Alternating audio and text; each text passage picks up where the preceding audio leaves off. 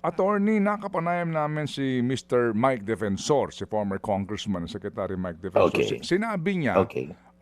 sinabi niya, meron din daw pong intermediary na kaya naging dahilan para makausap nila si Zaldico at yung willingness nito na mag-testify kahit na po sa pamamagitan lamang ng ng Zoom kung sakasakali magkakaroon ng House hearing sa impeachment.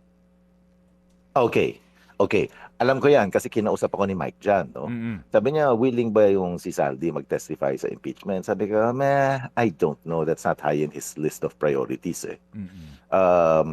So yun, nasabi niya sa akin yun, sinabi ko kay Zaldi yun, at sinabi din ni Zaldi, hindi naman yan high in our priorities. Now, let me qualify that. Hindi ko alam kung nag-usap sila after nung conversation namin. Okay. So hindi niyo makumpirma yon kung totoo nga na nakadirekta itong si Mike dito po sa inyong kliyente?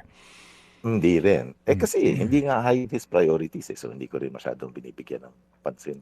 Opo. I don't mean hindi ko ayaw ko pansinin. I mean hindi rin wala rin sa priority list ko.